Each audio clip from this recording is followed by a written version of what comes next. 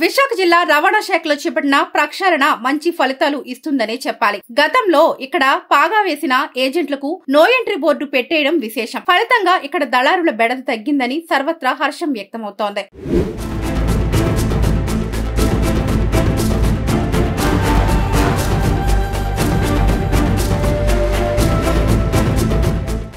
రవాణా శాఖలో కొన్నాళ్లుగా ఆన్లైన్ సేవలు అందుబాటులోకి రావడం తెలిసిందే. ఇంట్లో కంప్యూటర్ లేదా ల్యాప్టాప్ ఉంటే మనమే స్వయంగా ఈ సేవలు పొందవచ్చని అధికారులు చెబుతున్నారు. కానీ ఎందుకనో మొదటి నుంచి ఎల్ఎల్ఆర్, డ్రైవింగ్ లైసెన్స్, రెన్యువల్స్ వంటి ఏ సేవలు కావాలన్నా సరే ప్రజలు ఏజెంట్లను ఆశ్రయించడం తెలిసిందే.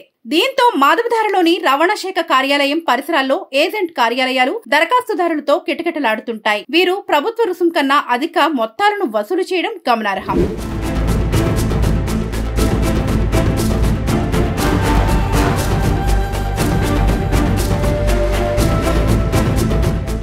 కొంతకాలంగా జిల్లా రవాణా శాఖ కార్యాలయంలోకి ఏజెంట్ల ప్రవేశానికి చెక్ పెట్టారు. దీంతో ఇక్కడి కౌంటర్ల వద్ద దరఖాస్తుదారులు మాత్రమే కనిపిస్తున్నారు. సిబ్బంది సైతం పారదర్శకంగా సేవలు అందిస్తున్నారనే చెప్పాలి. గతంలో ఏజెంట్లు ఇచ్చే కాసులకు ఆశపడే సిబ్బంది వారు తెచ్చిన దరఖాస్తులను త్వరగా క్లియర్ చేసేవారు అన్న ఆరోపణలు ఉన్నాయి. ఈ నేపథ్యంలో ఏజెంట్లకు బదులుగా దరఖాస్తుదారులు మాత్రమే కార్యాలయంలోకి రావాలని పేర్కొంటూ ఇక్కడి ప్రవేశ మార్గంలో ఫ్లెక్సీలు ఏర్పాటు చేశారు. ఒకవేళ ఏజెంట్లు వస్తే సెక్యూరిటీ గార్డులు అడ్డుకుంటున్నారు. స్మార్ట్ ఫోన్లలో సైతం రవాణా శాఖ అందించే సేవలు పొందే అవకాశం ఉందని అధికారులు గుర్తు చేస్తున్నారు.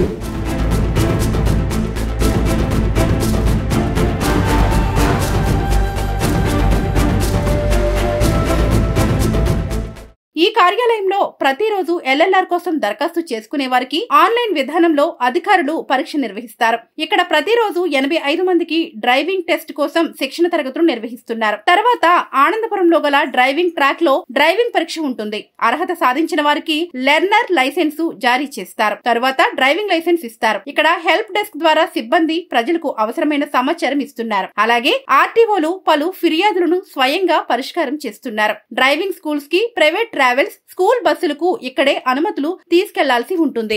రవాణా శాఖ కార్యాలయంలో ఆన్లైన్ సేవలు ప్రజలకు అందుబాటులో తీసుకొచ్చాము. ముఖ్యంగా యువత ఎక్కువగా లెర్నింగ్ లైసెన్స్ మా ఆఫీస్ కు వస్తూ ఉంటారు.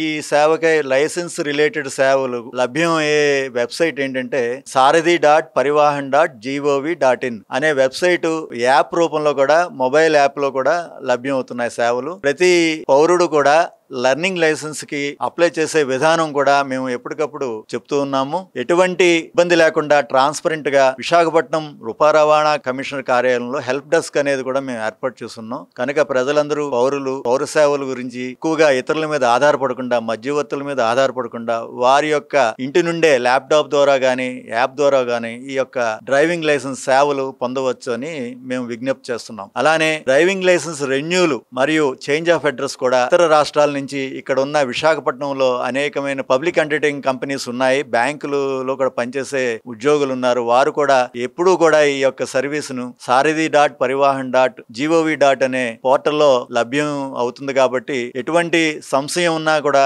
మా యొక్క హెల్ప్ డెస్క్ ను ఆశ్రయించి వారి యొక్క విలువైన సమాచారాన్ని పొందగలరని కోరుతున్నాను.